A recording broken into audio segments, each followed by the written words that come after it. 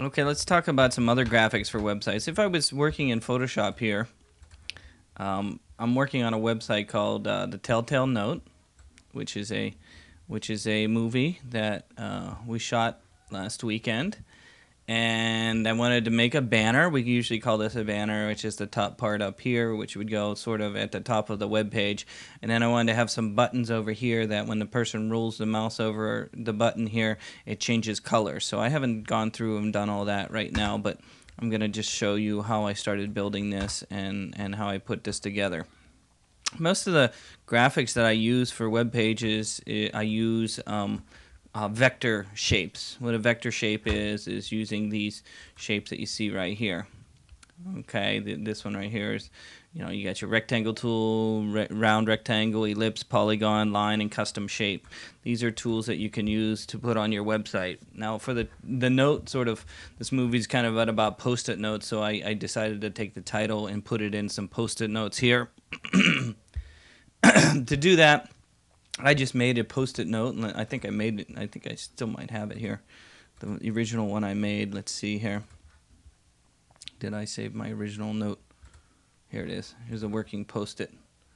Okay, so here I made a Post-it note, and I saved it as a object, a smart object. And the reason why you save it as a smart object is just so that you can grow and shrink it and without losing resolution or anything. And since this is a vector anyways, you really didn't need to do that anyways. But I was working on vector shapes and things like that. So to make this Post-it, let me just show you how I made it so you can practice using some of the vector tools and things like that inside of Photoshop. I just made a new file in Photoshop using the plain web, whatever, 800 by 600, and hit OK. Then I made a vector rectangle using the rectangle, kind of give it a little bit more width and height because it's a Post-its tend to be a little bit wider than tall, I think. I believe it's somewhat that color. Let's change the color a little bit to more of a yellow here. There we go. A yellow color. And then to give it the effects of a Post-it note, I warped it a little bit. So one of the things you can do inside of Photoshop is there is some distorting effects you can do.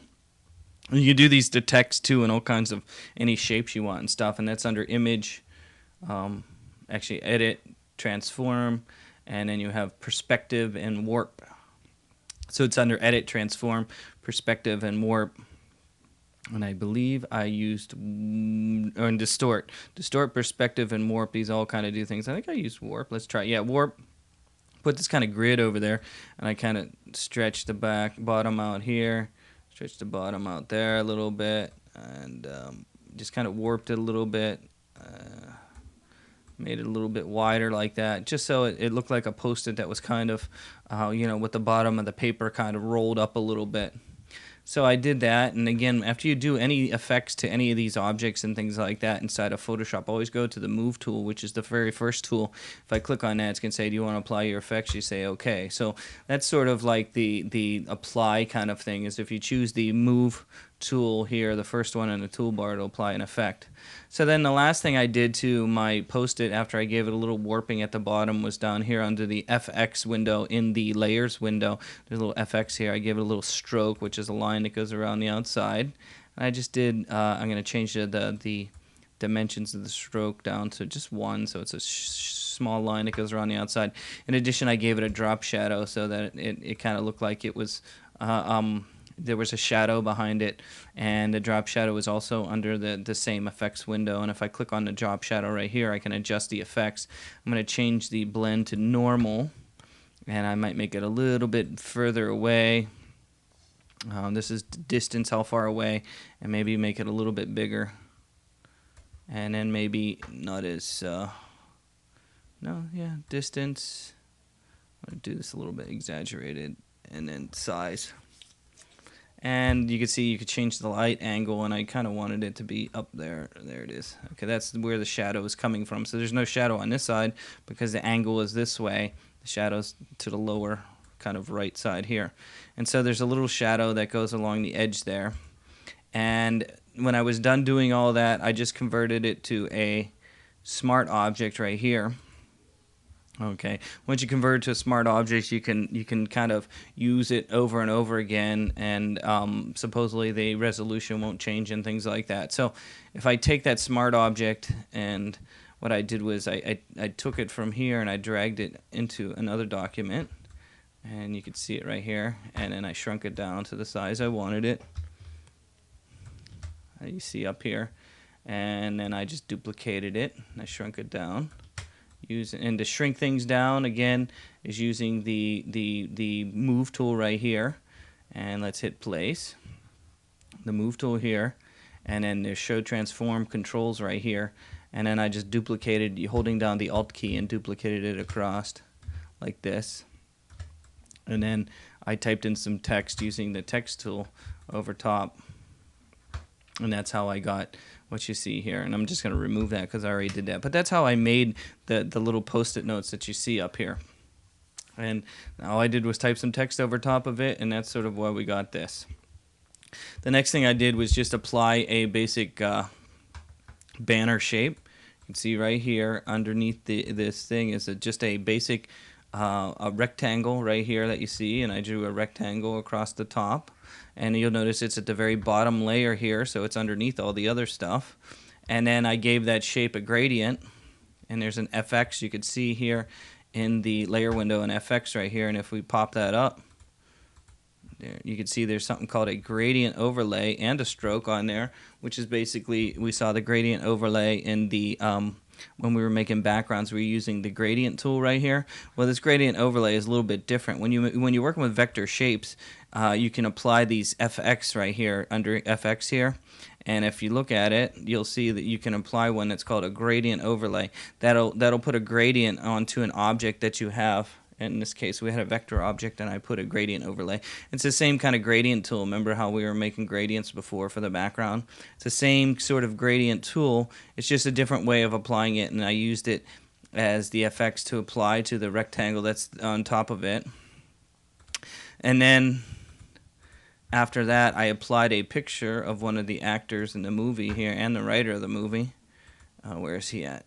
There it is. There he is. And I just wanted to put him in the corner there. And he's basically just a picture that I used the move tool to shrink and grow and stretch. And then I applied a blending mode. You can see right here where it says lighten here under layers, lighten.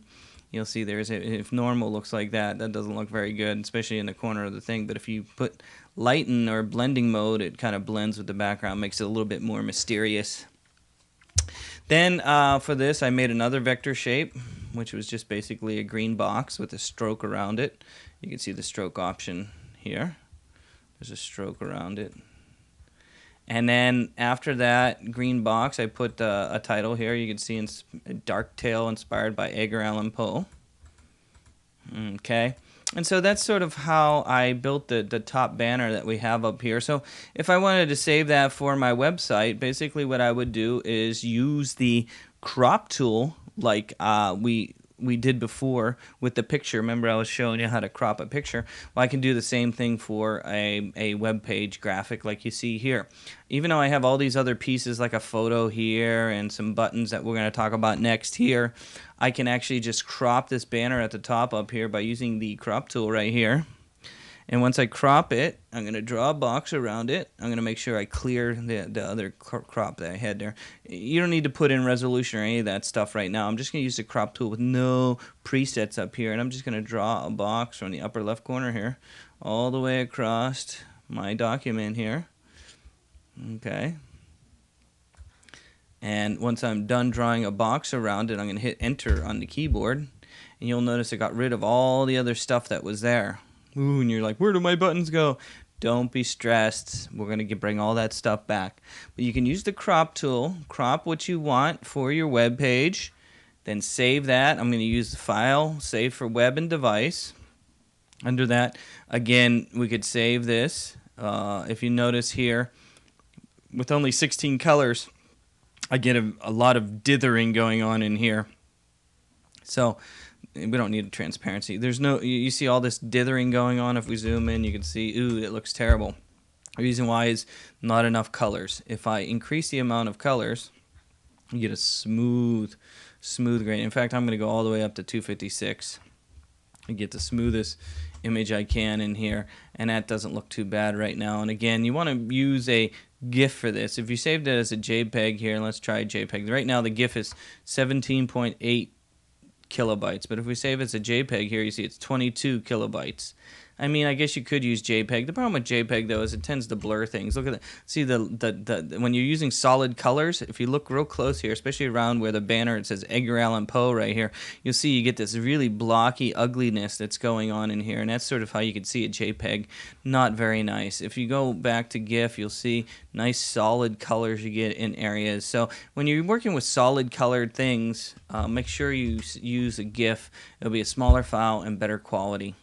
So when I'm done, choosing the settings I want for my banner, I hit save, and then we could call it banner. This will be tail,